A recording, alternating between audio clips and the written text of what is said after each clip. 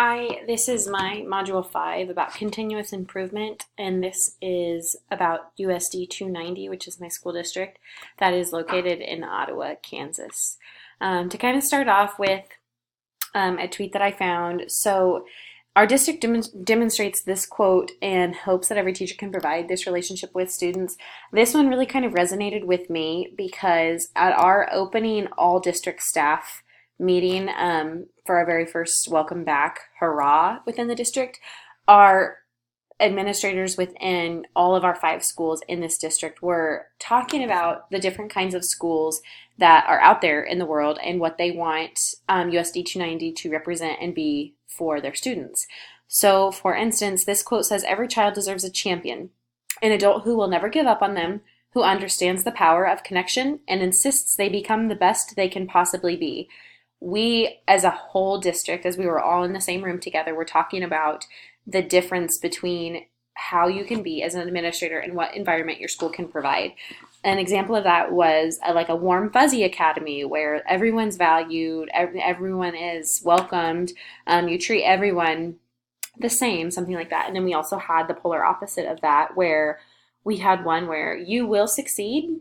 If you don't, school is not meant for you. And we had those same conversations about what all of us as staff want for our school. And it was interesting to see how many of the staff members were standing in agreement that, there's a happy medium between the schools. So this quote definitely resonated with me because of especially that opening kickoff day within the district and how everyone, the overall goal is to be that powerful champion for a student.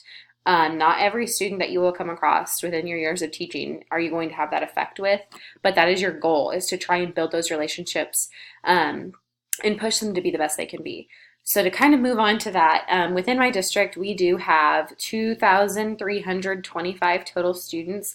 This little picture to the right has all of the schools. This is a little out of date because our district has been updating. Our high school had a huge new addition on, and then we built a new elementary school as well. But the high school enrollment is 739 students.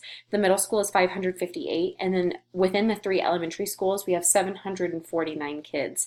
Like I said, we do have 3 elementary schools. One was just built 2 years ago, and almost all of our elementary schools are 3 or 4 sectioned grade levels. So that means that K through 5 all have 4 different teachers for that. And that is for most of our elementary schools.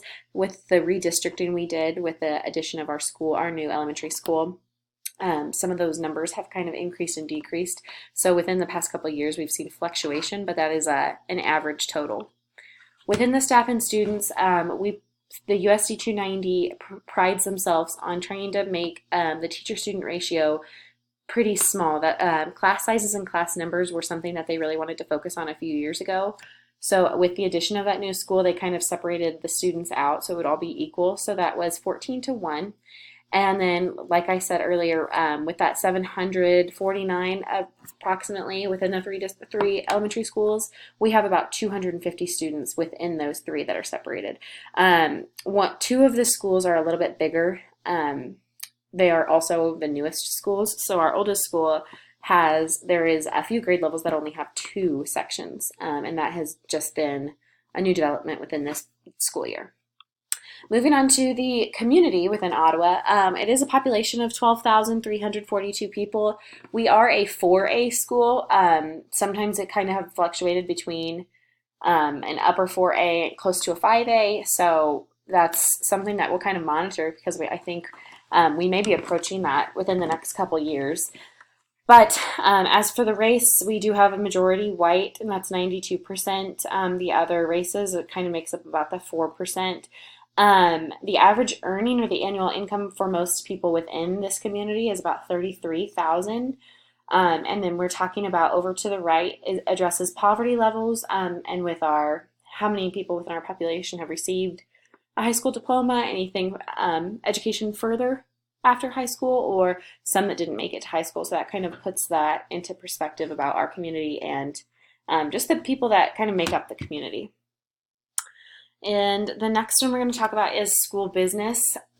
This is something that 290 has been doing for approximately 8 to 10 years. Our district has provided students with one-to-one Chromebooks. This has been something that through sixth and all the way up to your senior year of high school, so 6 through 12, have had Chromebooks for about 8 years. And these are Chromebooks that the students have. They are checked out at the beginning of the year and checked back in at the end of the year. And they are for students to actually, they are able to take this home. A lot of the schools and the teachers within the schools have designed and completely redesigned their curriculum so that the Chromebooks are being used in the classrooms. Our fourth grade and fifth grade within the past 2 years were given a brand new set of Chromebooks to use as well. These are not to be taken home, but the students have access to them throughout the day. Um, as for our district goals, continuous growth and community growth and improvement are essential. Our community has really taken off within the past 5 years with new additions of schools, different housing developments within Ottawa as well. So they're kind of hoping that the community will take off and Ottawa will start growing. As for student population, Ottawa's population, and for sure student growth academically. Um, and the last part on this slide was about the different clubs. We do have clubs. Obviously, high school is probably um, the school within our district that has the most opportunities for students to be involved. The middle school is right there with them just because of our younger aged kids. Within the elementary school, there aren't as many programs and clubs that the kids can get in on right away. But throughout the year, there are different things like a student leadership team, and then we have Girls on the Run, so various clubs and activities like that. Personally, we're going to talk about where we are within the district of 290. So as of 2017 on the KSDE website, I was able to find graduation attendance, dropout rates, and our ACT average. So if you're looking on the left column, our graduation rate is around 86% of students graduation, and then our attendance is around 93. That actually surprised me. I would have thought that 93 was a pretty high number for attendance, just from my own past experience within the district. But the state average is actually 94, so it looks like we're below just by that 1 point, less than 1 point actually. The dropout rate is around 2%. That one, I was pretty sure it was going to be somewhere within that ballpark. The HCT score was below average in our district. We have an 18.2, and the state average is the 21.6. So just kind of to put that into perspective with our students. And that has fluctuated over the years, but as of 2017, this is kind of where we were at as a district. As far as our mission statement, this is something that also kind of resonates because our building principal within my elementary school has really focused on our school mission statement over these past couple weeks. Our school staff has gotten together and trying, as our PLC teams and our whole district teams, to kind of decide about mission statements. So Ottawa USD 290s is all students will graduate from Ottawa High School with the knowledge, skills, and behaviors to hold life-sustaining employment. We have added some things for our own school. So for my Lincoln Elementary School, we have added more adjectives, I guess you could say, kind of relating to how to grow for the next year, just because it's hard to think about our kindergartners meeting this mission statement. So just kind of like that. But that kind of goes and relates to all of the other schools' mission statements. This last slide is about where we want to be. So as a district, graduation rates are always going to be something that that we want to see improvements on.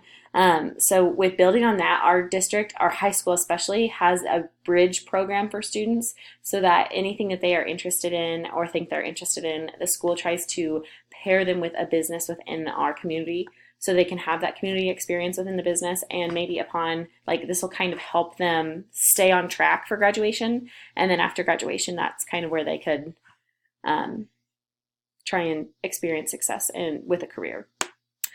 So this is preparing students, and that's by that bridge program that we do offer within the high school. We also are trying to continue in district goals, so that would be providing safe and healthy environments for all students within the district. That is, students are experiencing personal growth within their academic careers.